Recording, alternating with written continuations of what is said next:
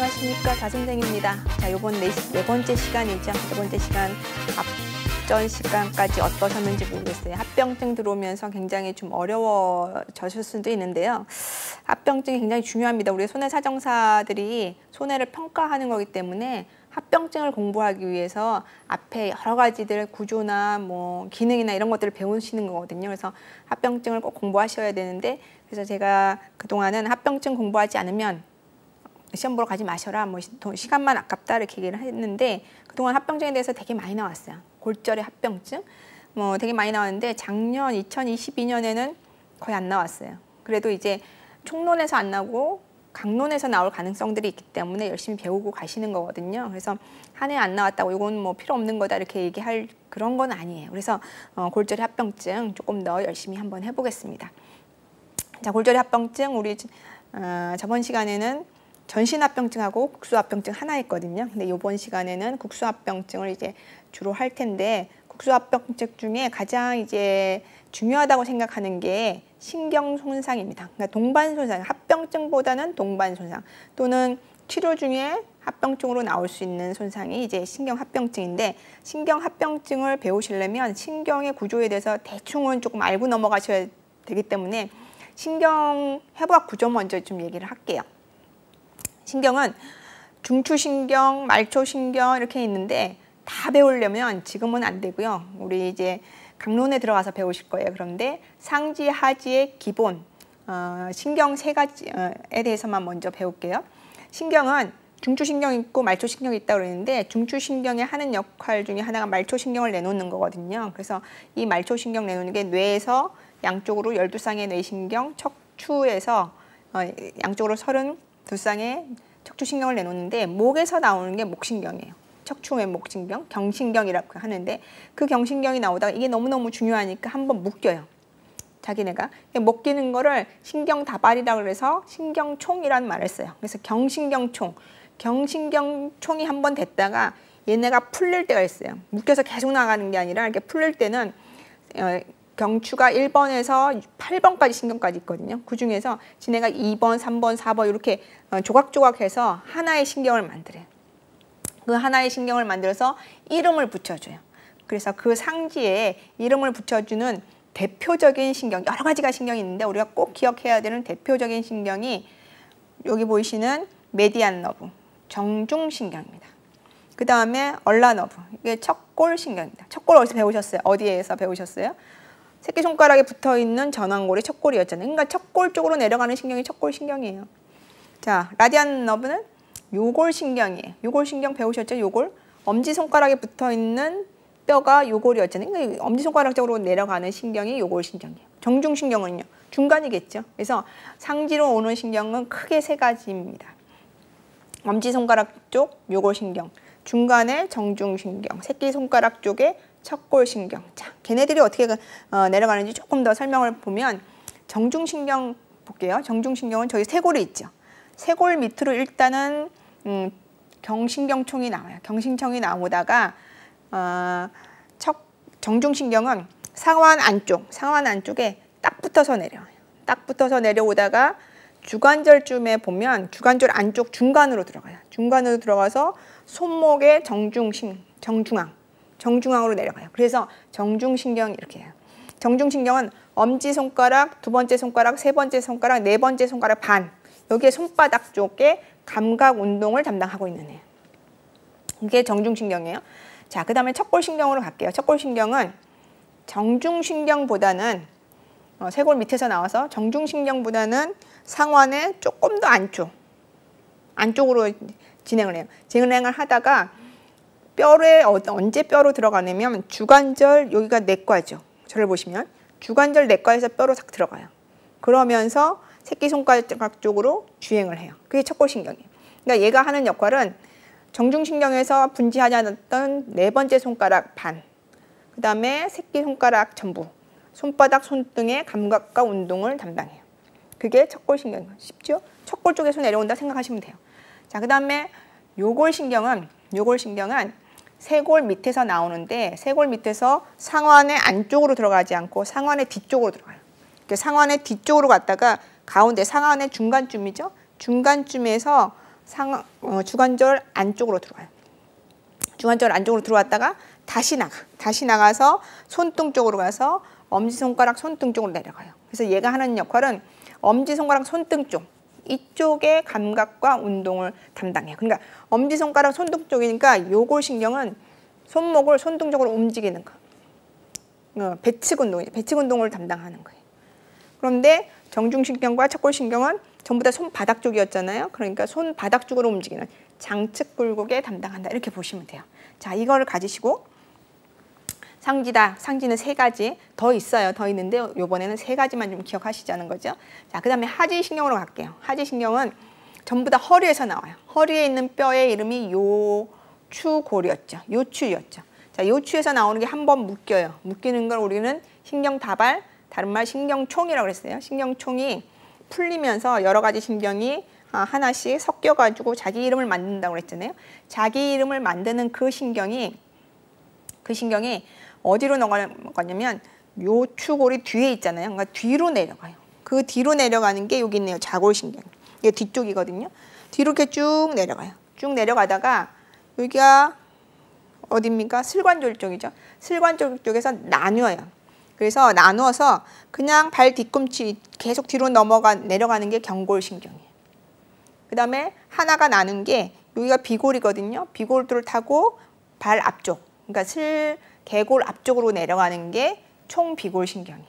그러니까는 뒤에서 자골신경이 내려오다가 뒤로 가는 거는 경골신경으로 앞쪽으로 가는 거는 무릎에서 앞쪽으로 가는 거는 총비골이에요. 이렇게 내려오다가 총비골에서 쭉 내려오면 발등 쪽으로 가는 게 있겠죠. 그래서 그게 족배신경이에요. 족배요. 다리의 등신경. 그 다음에 경골신경은 내려가다가 발바닥 쪽으로 내려가요. 발바닥이니까 그게 족저신경이에요. 족저신경은 경골에서 내려가는 거예요. 자, 그러면 엉덩이 뒤로 나가서 허벅지 뒤쪽, 그 다음에 무릎 아래의 앞쪽, 뒤쪽은 다 담당하는 신경 이름을 알았어요. 그러면 지금 모르는 신경이 어디였습니까? 허벅지에 있는 쪽에 담당하는 신경 이름을 모르시는 거잖아요. 그거는 뭐냐면 저 앞쪽에 보시면 대퇴신경 찾으셨나요? 대퇴신경. 대퇴신경은 이 좌골신경보다 조금 더 위에 있는 허리에서 나와요. 거기서 허벅지 앞쪽으로 나오는 대퇴신경이 나와요. 그러니까 대퇴신경이 하는 역할은 뭐겠습니까? 허벅지 앞쪽에 있는 근육, 걔 근육 이름이 뭡니까? 대퇴사두근이잖아요. 사두근의 수축을 담당하는 거예요. 그러니까 대퇴신경은 앞쪽, 다리의 앞쪽을 들어 올리는 데 역할을 하는 거죠. 또 하나 폐쇄신경 찾아보시겠어요? 폐쇄신경 있나요? 폐쇄신경은 사타구니 쪽으로 들어가는 감각을 담당하는 게 이제 폐쇄신경입니다. 자, 대퇴신경, 폐쇄신경보다 더 중요한 건 무슨 신경이겠습니까? 자골신경. 자골신경 꼭 기억하셔야 되는 겁니다. 자, 요렇게 상지의 3개 신경, 하지의 자골신경 기억하시고 우리 신경손상, 골절로 인한 동반되는 신경손상에 대해서 한번 공부를 해볼게요. 기전은 수상 당시의 외력, 그냥 신경 자체를 이제 꽝 때려버릴 수도 있죠. 또는 골편이나 아니면 탈구에 의해서 신경이 손상될 수도 있죠. 정복되는 과정에서 어쩔 수 없이 손상될 수도 있죠. 자, 그 다음에 치료 과정에서 속고 압박하면서 혈관이 문제가 되고 피부가 문제가 되고 신경이 또 문제가 될 수 있죠. 부정유압은 잘못 붙는 겁니다. 유압은 골이 붙는 거잖아요. 부러진 뼈가 이렇게 붙는 거를 우린 유압이라고 하는데 그게 잘못. 어떻게 잘못? 해부학 위치가 아닌 곳으로 유압되는 거. 그걸 부정유압이라고 하는데 그렇게 되면서 신경에 문제가 생길 수 있죠. 그런 기전들이 있을 수 있습니다. 자, 종류를 보시면 이 종류도 시험에 되게 많이 나오거든요. 그래서 꼭 아셔야 돼요. 자, 부위별로 보겠습니다. 견관절 탈구입니다. 견관절은 어깨에 있는 관절이잖아요. 어깨에 있는 관절은 견갑이라고 하는 우리 뒤쪽에 있는 여기 있는 게 견갑골입니다. 견갑골하고 그 다음에 상완골, 이 상완골하고 만나는 게 견관절이죠. 이 견관절이 탈구가 잘 일어나요. 성인에서. 아이들도 많이 일어나지만 성인 같은 경우는 재발성 탈구가 참 많이 일어나는 곳이거든요. 자, 왜 그러냐면 견갑에 여기 오목한 데가 관절와요. 오목한 데를 우리는 와라고 그랬어요. 관절에 있는 오목한 데, 그래서 관절와. 그 다음에 상완골두가 있는데 관절와가 더 커야 되는데 상완골두가 더 커. 그러니까 불안정해요. 그러니까 탈구가 많이 생기는데 상완골 골두가 바로 옆으로 있는 게 아니라 살짝 뒤로 가 있어요. 조금 이따 보실 거예요. 그랬을 때 탈구는 어떻게 탈구가 일어나냐면 뒤쪽을 치고 나가는 뒤쪽으로 가는 탈구는 되게 어려워요. 이렇게 됐을 때는 앞쪽으로 나오는 탈구. 또 하나는 우리가 앞에 눈이 있잖아요. 그러니까 어떤 힘이 앞에서 오려면 피하잖아요. 근데 뒤에서 오는 힘은 피할 수가 없잖아요. 그러니까 보통은 뒤에서 쾅 쳐서 상완골두가 앞으로 나가는 전방 탈구가 많아요. 그래서 상완골 골두가 나가는 전방 탈구가 많아요. 여기 없네요. 경관절 탈구는 꼭 기억하세요. 전방 탈구가 대부분입니다. 전방 탈구가 되면서 쇄골이 있죠. 쇄골 근처에 있는 신경들이 손상이 될 가능성이 있어요. 거기가 어디냐면 애과신경, 겨드랑이죠. 당연하겠죠. 겨드랑이, 그 다음에 척골신경. 척골신경은 상완 안쪽에 있는 신경이라고 그랬어요. 그런 신경들이 손상될 가능성이 꽤 많아요. 자, 그 다음에 상완골 간부골절, 상완골입니다. 팔뚝에 있는 뼈. 거기에 중간에 골절이 되면 앞에서 배우셨어요. 상완의 중간으로 가다가 쇄골 뒤에서 나와서, 쇄골 안쪽에서 나와서 상완 뒤쪽으로 가다가 주관절 중에서 앞쪽으로 나왔다가 다시 손목 쪽으로 나가는, 엄지손가락 쪽으로 가는 게 요골신경이라고 그랬어요. 그래서 상완골 간부골절 그러면 보지도 않고 우리 그냥 기계적으로 외워요. 요골신경 손상이 있을 수 있겠구나. 이유는 상완골 중간 부위에 요골신경이 지나가기 때문이다. 이렇게 기전도 꼭 기억하셔야 돼요. 그러면 요골신경 손상이 있으면 증상은요? 요골신경이 손 등 쪽으로 간다고 했었잖아요. 그러니까 손 등 쪽으로 움직이는 운동이 안 된다. 그러니까는 위로 움직이는 안 되니까 손이 똑 떨어져 있죠. 그래서 손목 하수가 생겨 있는 그런 상태가 될 가능성이 있죠. 그 다음에 이제 경관절 했어요. 상완 간부를 했어요. 그러면 더 내려오면 주관절이겠죠. 주관절로 내려오면 상완의 내과골절입니다. 상완의 내과골절을 저를 보시면 주관절이죠. 그 주관절 위에 있는 게 상완이잖아요. 상완의 안쪽에 있는 여기가 내과죠. 여기에 손상이 있으면 지금 척골신경이 밑으로 내려가고 있잖아요. 그럼 척골신경이 손상이 되겠죠. 그래서 상완골 내과골절이면 척골신경 손상이 오는 게 당연합니다. 왜냐하면 그쪽으로 척골신경이 주행하고 있기 때문입니다. 또 하나는 주관절이 전체가 다 탈구가 됐어요. 그러면 그 주에 지나가는 요골, 정중, 척골신경이 다 손상이 되겠죠. 그래서 신경이 어디로 지나가는지만 보시면 어떤 손상일 때 어떤 신경이 손상되는지 기억하실 수 있어요. 그래서 우리가 먼저 본 그 세 가지 신경의 주행 경로가 굉장히 중요합니다. 자, 그 다음에 여기까지 상지였어요. 하주로 내려가죠. 고관절 탈구입니다. 자, 고관절 탈구. 여러분 혹시 이 방송을 서서 보시는 분은 많지 않으실 것 같은데 앉았어요. 앉으시면 그 승용차 앞좌석에 앉은 거랑 거의 똑같죠. 그러면 고관절 굴곡, 슬관절 굴곡 이런 상태가 되죠. 그게 차내라고 생각해 보세요.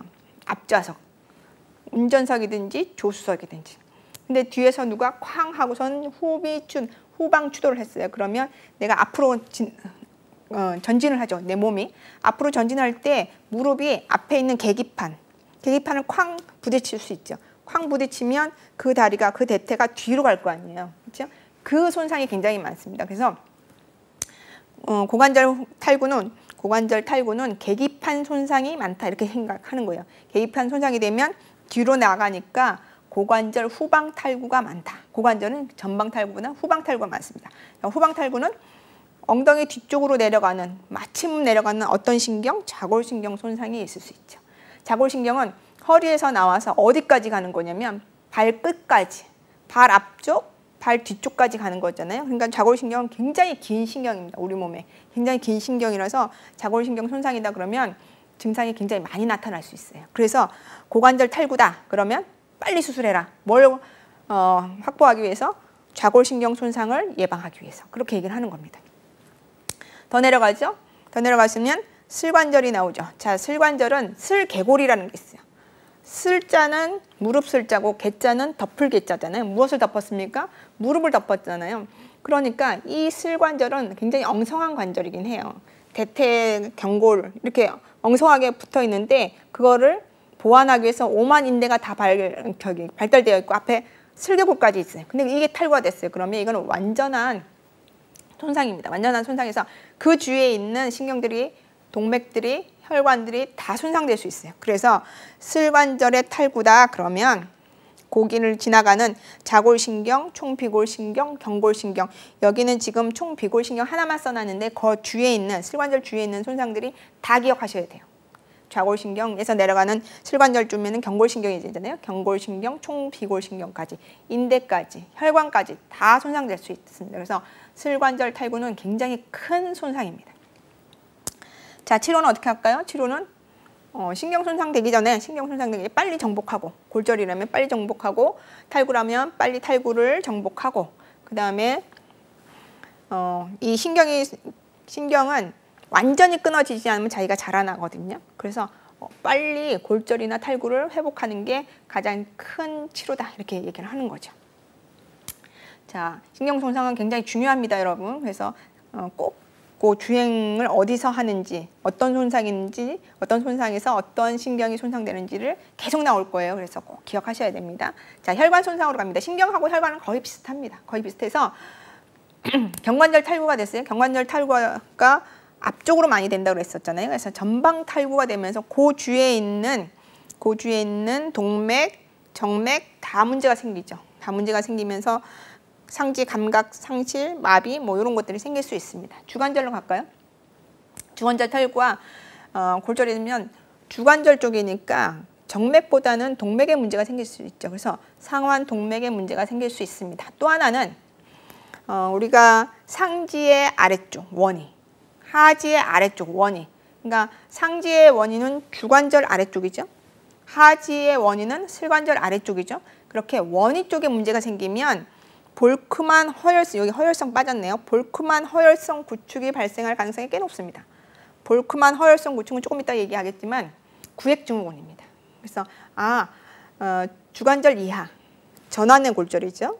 또는 전환의 탈구 뭐 이런 것들이겠죠. 그 다음에 슬관절 이하, 경골이죠. 경골의 골절. 그러면 구획증후군이 발생할 가능성이 꽤 높구나, 이렇게 좀 기억하시면 되겠습니다. 슬관절 탈구는 인대 다 나가고 그 다음에 신경 다 나간다고 그랬어요. 동맥도 수라동맥에 문제가 생깁니다. 전방 탈구 시에 굉장히 많다고 그랬는데 전방 탈구 굉장히 어렵습니다. 왜냐하면 슬개골이 있기 때문에. 그래서 전방 탈구가 됐다는 얘기는 무릎이 그냥 시쳇말로 아작났다 생각하시면 됩니다. 골반 골절입니다. 골반 골절은 골반이 원형이잖아요. 그래서 그 밑으로, 원형 밑으로 안쪽으로 하주로 내려가는 굉장히 큰 동맥, 장골동맥이 있습니다. 하복부동맥 분지 장골동맥입니다. 이 장골동맥이 굉장히 커요. 그래서 거기에 출혈이 생길 수 있다, 이렇게 보시면 됩니다. 자, 구획증후군입니다. 앞에서 구획증후군 좀 얘기하고 나왔는데요. 구획증후군입니다. 증후군은 증상이 하나만 나타나는 게 아니라 여러 가지가 나타나는 것을 증후군이라고 얘기했습니다. 자, 그 증후군 알았어요. 구획은요. 구획은 한 덩어리 이렇게 얘기를 하는 겁니다. 그게 구획입니다. 그래서 그 구획, 그 방 안에서 어떤 일이 일어났다, 이렇게 보시면 됩니다. 자, 읽어볼까요? 근막에 둘러싸인, 근막은 뭡니까? 근육을 둘러싸는 막, 그게 근막이죠. 그러니까 근육을 보호하는 겁니다. 이 근막에 둘러싸인 폐쇄된 구획, 근막에 둘러싸인 폐쇄된 공간, 방, 조직압이 높아져서, 원래 조직압이 없어야 됩니다. 없어야 되는데 조직압이 높아져서 모세혈관에서의 관류가 저하되어서, 모세혈관의 관류가 저하된다. 그러니까 모세혈관이 결론은 터졌다는 얘기입니다. 모세혈관이 터졌으니까 출혈이 나잖아요. 자, 출혈이 나면 어떤 현상이냐면 우리가 지나가다가 이렇게 모서리 같은 데 콩 부딪히잖아요. 그럼 여기 시퍼렇게 멍들죠. 이게 지금 상황을 설명한 겁니다. 모세혈관이 관류가 저하된 겁니다. 터졌으니까. 근데 가만히 있으면 지가 알아서 없어지잖아요. 왜냐면 주위에 있는 근육의 힘이 좋기 때문입니다. 모세혈관에서 출혈된 출혈의 압보다 그 주위에 있는 근육의 압이 더 높기 때문에 모세혈관의 출혈을 막아버리는 거예요. 지혈을 해버리는 겁니다. 그런데 무슨 일인지 지혈이 안 돼요. 지혈이 안 돼서 피가 계속 나는 겁니다. 계속 나서 그 피의 압이 주위의 구획의 압보다 더 높아져 버려요. 구획 압이 높아졌다고 얘기해요. 근육의 압보다. 그랬을 때 그 레벨 이하는 근육, 신경, 림프, 동맥, 혈맥 다 망가지는 겁니다. 그게 구획증후군입니다. 자, 그림을 한번 볼까요? 이쁜 다리의 수평면이죠. 잘라서 위에서 봤어요. 위에서 보니까 맨 바깥에 있는 거는 피부입니다. 안쪽에 노랗게 동글동글하게 있는 건 뭐겠습니까? 지방이겠죠. 그 안쪽에 있는 빨간 건 뭐겠습니까? 근육이죠. 근육을 한 덩어리, 두 덩어리, 세 덩어리가 까만 선으로 이렇게 점선으로 되어 있잖아요. 이게 하나의 방, 하나의 구획입니다. 앞에 있는 건 뭐겠습니까? 경골. 경골 안쪽에 젓갈색으로 있네요. 여기가 골수강이죠. 뒤에는 비고르게 있죠. 근데 무슨 일인지 요 하나의 구획에 있는 이 근육에서 피가 하나 터졌는데 그게 지혈이 안 되고 피가 계속 나요. 계속 나서 주위를 다 압박해요. 압박해서 중간에 있는 혈관들, 림프들, 신경들을 다 압박해서 요 레벨 이하는 다 망가뜨리는 거예요. 제가 한 20몇 년, 30몇 년, 30년은 안 됐겠구나. 손사 일을 하면서 한 2케이스, 3케이스 봤어요. 화상 환자들보다 더 피부가 손상이 되셨더라고요. 그러니까 전폐에 해당하는 겁니다. 굉장히 위험한 겁니다. 이때 이제 나타나는 증상은 OP가 굉장히 중요합니다. 자, 여기가 피가 났잖아요. 아프기 시작한다고 그랬죠. 우리의 모든 몸의 이상 소견은 아픈 것부터 시작합니다. 그래서 통증이 제일 먼저 나타납니다. 아파요. 아픈데 지금 피가 안 통하는 거잖아요. 그렇죠? 피가 안 통하니까 창백해지죠. 어디가 창백해집니까? 피부가 창백해지겠죠. 창백해지면서 그 피부가 창백해지면서 지금 혈관이 안 갔으니까 신경도 일을 안 하는 거죠. 그래서 감각이 이상해졌어요. 감각이 이상해지고 그 다음에 움직일 수가 없어요. 마비가 와요. 그 다음에 원위 동맥에서 맥이 안 잡혀. 이게 5P. 그러니까는 이니셜이 P로 시작하잖아요. 그래서 OP가 굉장히 중요합니다. OP가 중요해요. 그러면 치료는 어떻게 합니까? 지금 피가 났는데 피가 밖으로 안 나오고 안으로 해서 안으로 공격하고 있는 거잖아요. 그러니까 빨리 뭘 해줘야 된다고 우리가 계속 배웠냐면 근육의 막을 따줘라. 근육의 막을 절개해줘라. 그러니까 근막절개술. 치료는 근막절개술을 빨리 해야 됩니다. 근막절개술을 빨리 하고 그 다음에 팔다리, 지금 문제가 되는 팔다리를 심장보다 높게 올려서 지혈을 할 수 있는 그런 문제가 생겨야 됩니다. 그 다음에 만약에 석고붕대는 뭔가 쫄리고 있는 스타킹이 있다면 그거 빨리 해체를 해줘라. 이렇게 얘기를 하는 겁니다. 구획증후군이 한번 생기면 굉장히 심각한 합병증이 납니다. 왜냐하면 전폐라고 했으니까 이거 지금 전폐가 되면요. 이 정도에서 전폐가 되면 장애율이 60% 나옵니다. 굉장히 큰 장애잖아요. 그래서 문제가 있는데 이게 언제 오냐 생각을 해보세요. 언제 오냐?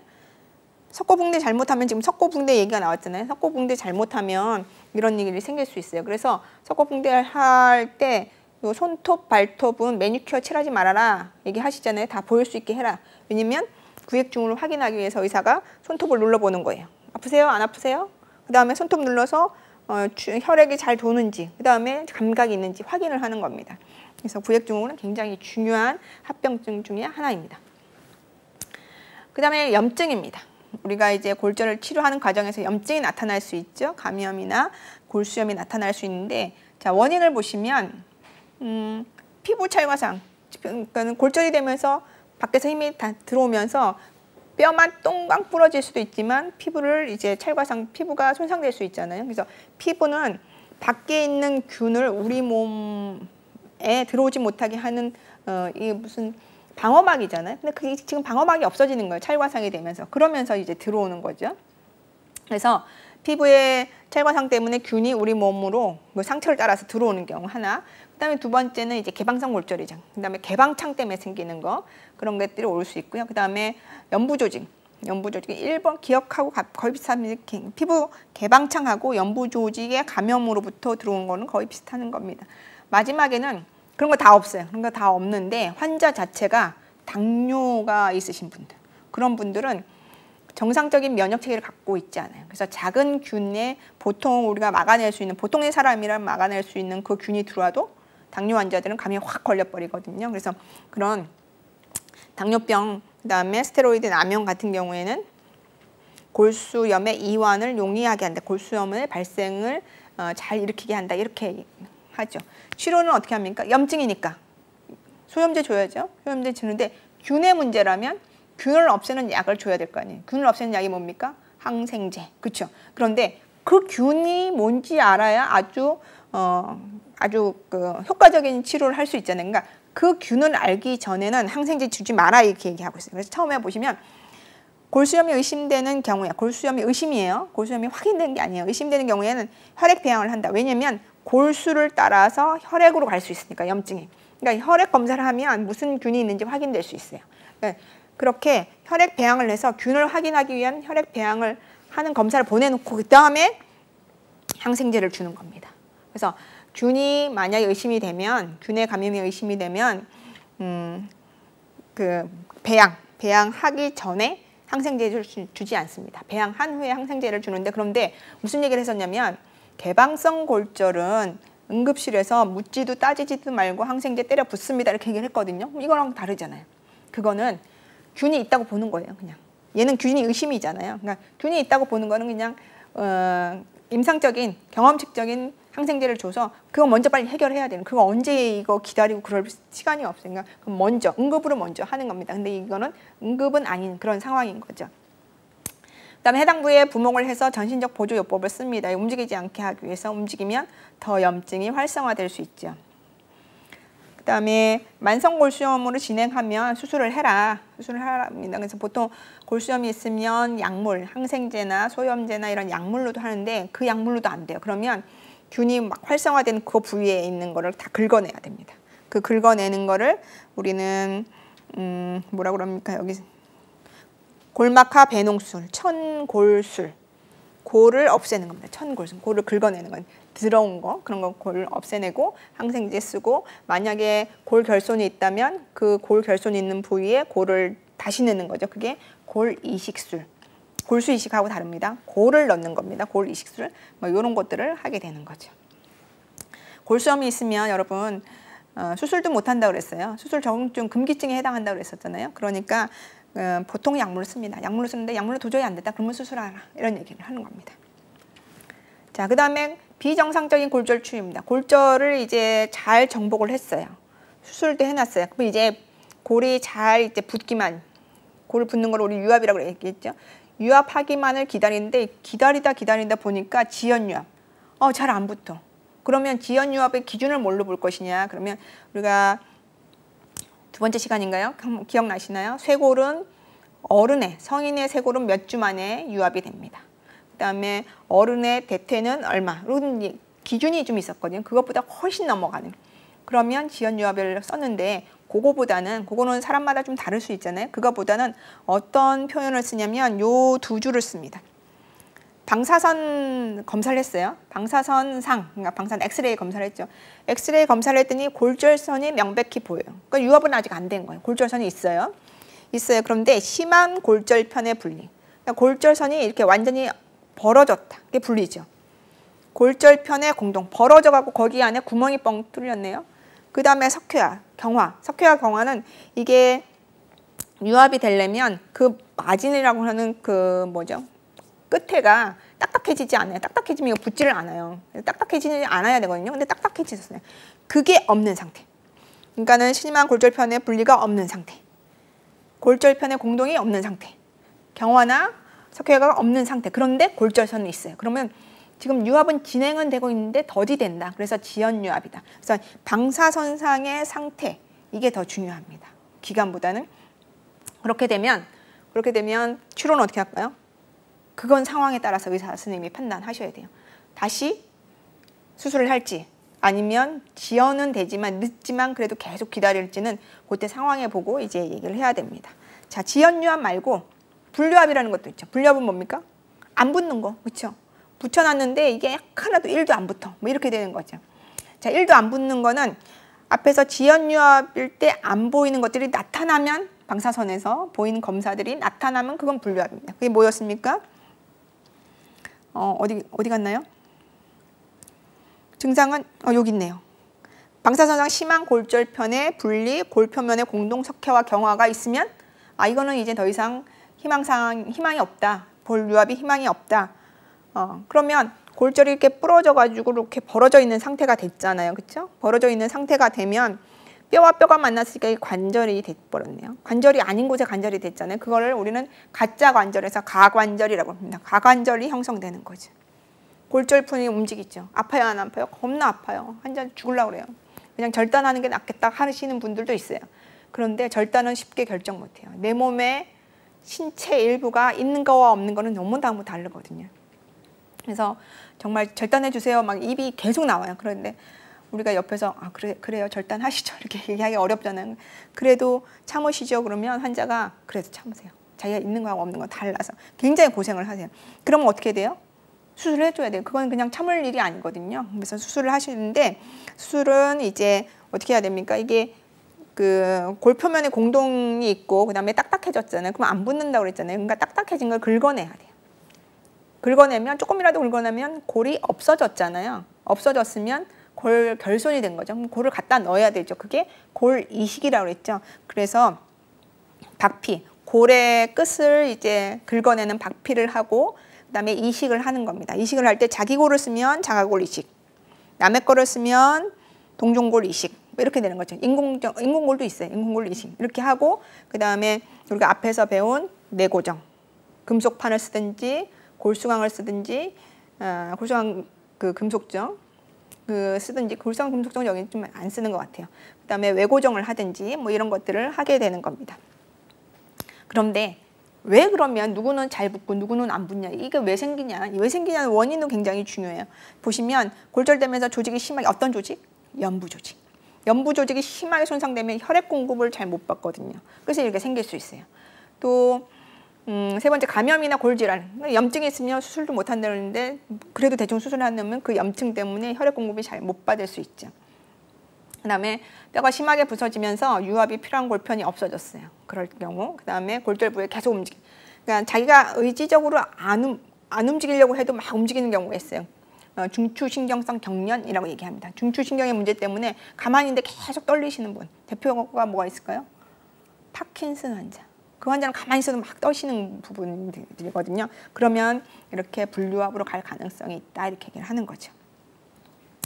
부정유압입니다. 부정유압은 조금 전에 말씀드린 것 같아요. 유압을 했는데 제대로 안 붙었어요. 제대로란 해부학 구조로 안 붙은 거. 그러니까 일직선에 있어야 되는데 그 각형성이 있다든지 아니면 밑에가 이렇게 돌아가는 회전 변형이 있다든지 아니면 뼈의 길이가 짧아졌다든지 그런 것들이 이제 부정유압에 해당하죠. 왜 그렇습니까? 처음 수술할 때 제대로 못 맞췄겠죠. 그거 1번. 그 다음에 골절전 부위가 잘 고정되지 않았어요. 그러니까는 보통 어른의 뼈에 고정하는 금속판하고 아이들 뼈에 고정하는 금속판이 다르죠. 그러니까 그걸 일정하게 안 쓴 거예요. 적당하게 안 쓴 거예요. 또는 8주를 고정해야 되는데 힘들다 그래서 4주만 고정해. 그러면 안 된다. 고정이 적절하지 않은 거죠. 또는 심한 조직 손상, 그거는 우리 분류압하고 비슷하네요. 그 다음에 중추신경계 손상으로 경련성 마비, 이것도 비슷하네요. 그래서 혼자 계속 떠니까 안 붙을 수도 있고 이상하게 붙을 수도 있고 뭐 그런 겁니다. 자, 증상은 각형성, 회전변형, 그 다음에 단축 같은 게 있을 수 있어요. 치료는 수술을 할까요 말까요 막 고민을 해요. 왜냐면 이게 각형성이 되거나 밑에서 그 돌아가는 회전 변형이 되거나 단축이 되면 기능상으로 문제가 생길 수 있잖아요. 그러니까 기능에 문제가 없으면 재수술을 하지 않습니다. 다리가 짧아진 거하고 팔이 짧아진 거하고 다르잖아요. 다리가 짧아지면 쩔뚝거리지만 팔이 짧아진 거는 크게 문제는 없잖아요. 그렇죠? 그래서 부위마다 좀 다르고 또 하나는 연령 따라 좀 다릅니다. 지금 여기서는 9살 미만 이렇게 했는데 9살 미만이 아니고 조금 더 연령이 조금 높은 경우도 실제로는 그래요. 성장판이라는 애가 있어가지고 얘가 더 길어질 수도 있고요. 그 다음에 골막이 굉장히 두껍다고 그랬잖아요. 그래서 지가 알아서 교정해요. 우리 소아골절 때 배웠어요. 그래서 지가 알아서 교정하는 건 한 1년 갖고 안 돼요. 한 2, 3년까지도 봐야 돼요. 그래서 1년 내에 이게 안 펴지네? 수술할까? 그러니까 소아골절은 그렇게 함부로 판단하지 않아요. 그래서 의사 선생님들이 2, 3년을 보시자 이렇게 얘기를 하는 거죠. 그래서 부정유압의 치료는 골에 따라서 또는 나이에 따라서 상황에 따라서 다시 평가할 수 있다 이렇게 보는 거죠. 자, 치료 보시고요. 합병증 같은 경우 하지 2.5cm 이하는 구두의 고부를 높인 구두의 고부를 조절해요. 근데 2.5cm가 넘어가면 한 3cm가 되면 굽 조절도 안 되죠. 그러니까 그럴 때는 연장술을 해라 이렇게 얘기를 하고 있습니다. 근데 요즘에 의사 선생님들 기술이 너무너무 좋아서요. 이런 단축이나 이런 것들은 좀 많이 발생하지 않더라고요. 워낙 자기가 이제 골결손이 맞는 골절이 있으면 치료 과정에서 골을 넣어줘요. 그러니까는 이런 단축이나 이런 것들은 많이 생기지는 않지만 우리는 그래도 공부하시는 상황이니까 아셔야죠. 자, 그 다음에 강직입니다. 우리 손해사정사들이 골절 후에 환자 장애를 평가해 주는 것 중에 가장 많이 평가하는 게 강직입니다.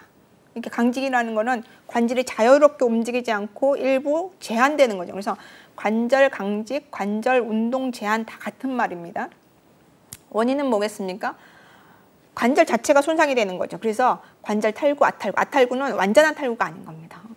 탈구는 완전히 어긋난 거고 아탈구는 조금은 이렇게 부딪혀 있는 겁니다. 그래서 관절에 문제가 생긴 거, 그 다음에 인대 손상, 인대도 관절에 있는 거죠.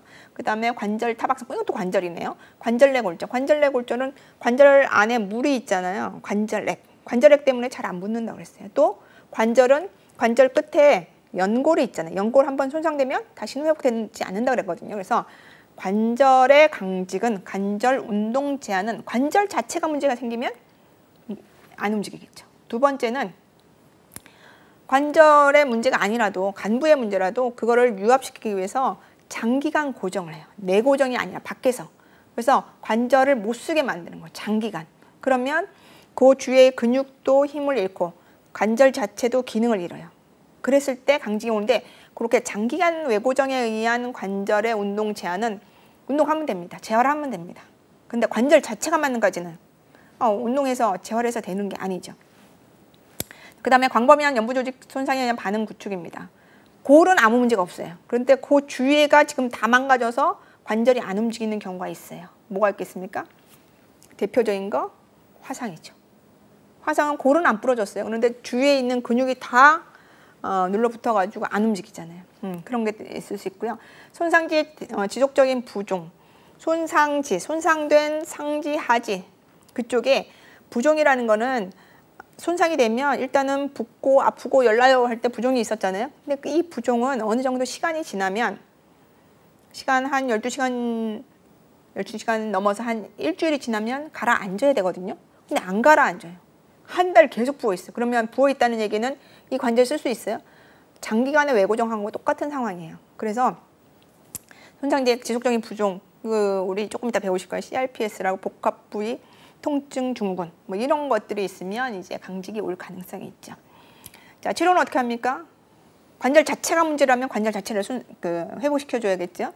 그다음 관절 자체의 문제가 아니에요. 그러면 주위의 연부 조직의 문제라면 연부 조직을 운동 재활시켜주면 됩니다. 그래서 그런 치료들을 하고 있습니다. 자, 외상성 관절염입니다. 관절에 염증이 왔는데 무엇 때문에? 외상 때문에.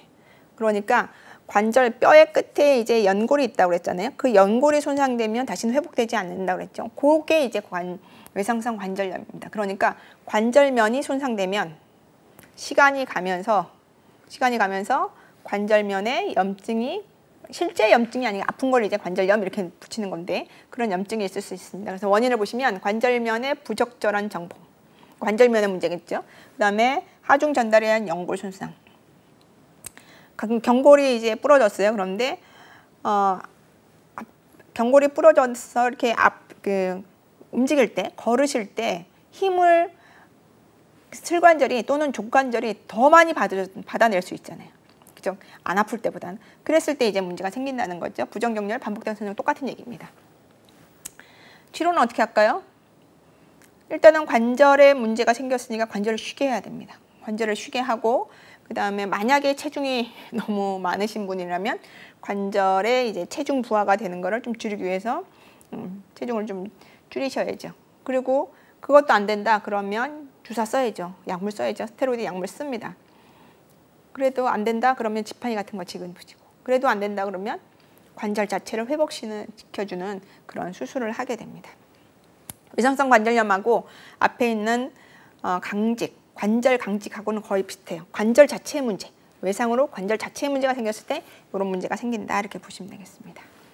무혈성 괴사입니다. 무혈성 괴사도 우리 시험에서 정말 많이 나온 거고 우리가 일반적인 손해사정을 할 때도 많이 볼 수 있는 거거든요. 자, 보시면 무혈성 괴사 명칭을 뜯어보면 무는 뭐가 없다는 거죠. 혈은 피, 그러니까 피가 없어서 괴사, 썩는 거죠. 피가 없어서 썩는 겁니다. 이 피가 없어서 썩는 게 우리 온몸이 다 그래요. 온몸에 피가 없으면 다 썩습니다. 그런데 특별히 골전이나 탈구가 일어나면 다른 부위에 대해서 보다는 더 많이 썩을 수 있는 곳이 있다라는 겁니다. 그래서 보시면 호발 부위를 보시면 대퇴골두가 썩는 겁니다. 언제? 무슨 일이 발생했을 때? 대퇴경부골전이나 고관절 탈구 때. 고관절 탈구는 배우셨어요? 앞쪽으로 탈구가 더 많다고 그랬습니까? 뒤쪽으로 탈구가 더 많다고 그랬습니까? 뒤로 탈구가 더 많다고 그랬거든요. 자, 왜 그러냐면 제가 좀 이동을 할까요? 대퇴골두가 있죠? 그 밑에가 경부가 있죠. 경부가 또 부러졌다고 생각해 보세요. 그러면 그러면 골두는 무엇을 먹고 살아야 돼요? 혈관이 와서. 그런데 지금 골두의 색이 어때요? 허여둥둥하잖아요. 다 연골이에요. 연골은 혈관이 있어요? 없어요? 없다고 배우셨어요. 그러니까 저 대퇴골두는 위에서 복부에서 내려가는 혈관이 저걸 통과하지 못해요. 연골 때문에.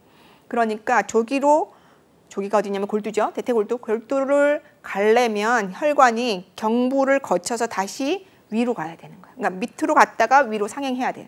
그런데 중간에 경부가 떡 부러지면 그 위에는 혈액 공급이 안 되죠. 그래서 위에가 썩게 되는 겁니다. 정말 많습니다. 그래서 대퇴골두 무혈성 괴사는 무엇 때문에? 대퇴경부골절이나 고관절 탈구. 탈구는 후방 탈구가 많다. 그러면 대퇴골두 무혈성 괴사는 반드시 외상으로만 생깁니까? 그렇지 않습니다. 질병으로도 생길 수 있습니다. 술 많이 드시거나 뭐 이러시면 생길 수 있습니다. 하지만 우리는 지금 외상을 내고 있기 때문에 외상인 경우에는 저렇다는 겁니다. 자, 그 다음에 수근의 주상골. 주상은 배 모양처럼 생긴 뼈를 주상골이라고 그러는데, 이 배 모양처럼, 배는 이게 바다에 떠 있는 배, 그 배입니다. 바다에 떠 있는 배 모양으로 생긴 뼈가 수근, 손뿔이죠. 수근에도 있고 족근에도 있습니다. 그래서 주상골을 얘기할 때, 지금 무혈성괴사 주상골을 얘기할 때 반드시 앞에다 수근자를 쓰셔야 됩니다. 수근의 주상골입니다. 이 수근의 주상골입니다. 지금 요 맨 밑에 바깥쪽에 있는 게 요골입니다. 요골은 엄지손가락에 붙어 있는 거 뼈라고 그랬어요. 요 안쪽에 있는 게 척골입니다. 척골은 새끼손가락에 붙어 있는 뼈라고 그랬어요. 엄지손가락에 붙어 있는 요골 바로 밑에 있는 요 뼈가 주상골입니다. 뼈가 지금 두 개 같잖아요. 아닙니다. 하나입니다. 하나가 중간에 이렇게 선이 거져 있는 게 골절입니다. 저렇게 골절이 되면 혈액 공급이 바깥쪽에서 안으로 들어오게 되어 있거든요. 왜냐면 뼈와 뼈가 만나는 데는 연골이 있다고 그랬잖아요. 그러니까 저 3면이 전부 다 연골로 있으니까 혈관이 다른 쪽으로 들어갈 수 없고 바깥쪽에서만 들어가요. 그러니까 중간에 이렇게 똑 부러지면 안쪽에 있는 뼈는 혈액 공급이 안 돼서 썩게 되는 거죠. 그래서 수근의 주상골에 저런 골절을 우리가 요부골절이라고 합니다. 요부골절이 되면 안쪽에 있는 근위골편이 썩게 되는 겁니다. 또 한 곳이 족근의 거골입니다.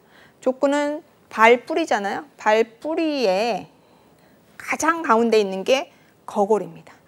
지금 우리가 그러니까 족관절을 보면 양쪽에 우리 복숭아뼈라는 게 있잖아요. 그 복숭아뼈가 안쪽에 있는 건 경골이고 바깥쪽에 있는 건 비골이에요. 그 사이에 있는 족근이 거골입니다. 그러니까 거골은 주위가 전부 다 뼈예요. 그러니까 다 이렇게 요 안쪽에 있는 거거든요. 그러니까 연골이 되게 많아요. 그러니까 바깥쪽에서 아주 미세하게 혈관이 들어가야 되거든요. 근데 그런 거골이 골절이 오면 혈액 공급이 잘 안 돼요. 혈액 공급이 잘 안 돼서 부러집니다. 그래서 이 세 가지가 정말 많습니다. 다른 데보다 많기 때문에 우리 시험에도 많이 나오죠. 그래서 어떤 손상일 때 어디가 썩는지 그 두 가지를 좀 공부하시겠습니다. 이렇게 총론에서도 나오겠지만 우리 대퇴골로 가면 또 배웁니다. 이거 족근으로 가잖아요. 족부로 가면 또 배웁니다. 그래서 우리가 이렇게 한번 총론에서도 배우고 개별 부위로 갔을 때도 배우기 때문에 여러분 요거는 꼭 기억해 두시기 바랍니다. 자, 그 다음에 복합부위 통증 증후군입니다. 복합부위 통증 증후군은 CRPS라고 하는데 좀 읽어볼게요. 손상으로나 질병으로. 지금 우리는 외상에 대해서 하는데 외상만 나오는 게 아니라 질병으로도 나올 수 있어요. 근데 외상 배우면서도 하는 거죠. 손상이나 질병으로부터 회복되는 과정. 그러니까 처음에는 안 나와요. 골절 딱 부러졌을 때는 안 나오다가 다 회복됐어요. 자, 이제 다 회복됐으니까 퇴원하시죠. 그러면 이상해져 있어요. 뭐 이런 거예요. 그래서 회복되는 과정에서 시간에 따라 호전되지 않고 교감신경계의 비정상적인 장기간의 반응 이렇게 했는데, 교감신경은 뭐 하는 신경이냐면 자율신경입니다. 나의 의지와 상관없이 자기가 알아서 움직이는 게 자율신경인데, 자율신경에는 두 가지가 있습니다. 하나는 교감신경, 또 하나는 부교감신경. 자, 우리가 사랑하는 사람을 만났어요. 기분 좋잖아요. 누가 작동하냐면 부교감이 작동합니다. 정말 기분 나쁜 사람 만날 수 있잖아요. 그러면 뭐가 작동하냐면 교감신경이 작동합니다. 제가 동생이 하나 있는데 학교 때 어릴 때 정말 싸울 때는 죽이고 아플 정도로 싸우게 되더라고요. 근데 그 다음 날 아침에 눈 뜨고 일어나면 같이 이제 라면 먹으면 호호하잖아요. 그게 가족이죠. 그러니까 그 전날 막 발생했던 교감신경은 하룻밤을 자면 없어져야 돼요. 그게 계속 있지 않아요. 그런데 이 환자들은 하룻밤을 자도 계속 있어요. 그래서 교감신경계의 비정상적인 장기간의 반응이 이렇게 되는 겁니다. 그러니까는 환자가 부어요. 아픈 곳이 부어요. 교감신경이 작동한 거예요. 하룻밤 자면 그게 좀 줄어들어야 되잖아요. 근데 이 환자는 줄어들지 않아요. 그겁니다. 그래서 그게 두 가지가 있는데 하나는 1형은 교감신경 이영양증. 교감신경이 계속 많아져 있어요. 그래서 모든 증상이 다 나타나는 거예요. 2형은 조금 더 나은 거예요. 작열통인데 작열은 타는 듯한 통증입니다. 그래서 환자가 타는 듯한 통증이 보통 이제 말초에서 많이 생기거든요.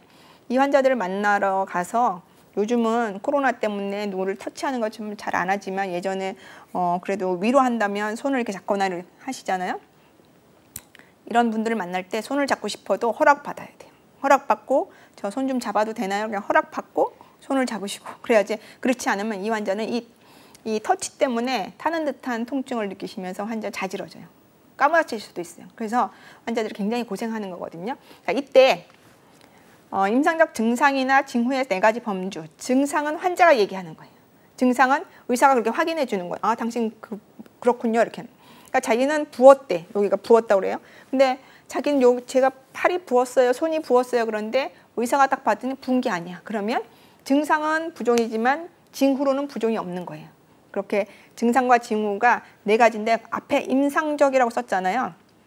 그러니까 객관적 검사에서는 나타나지 않아요.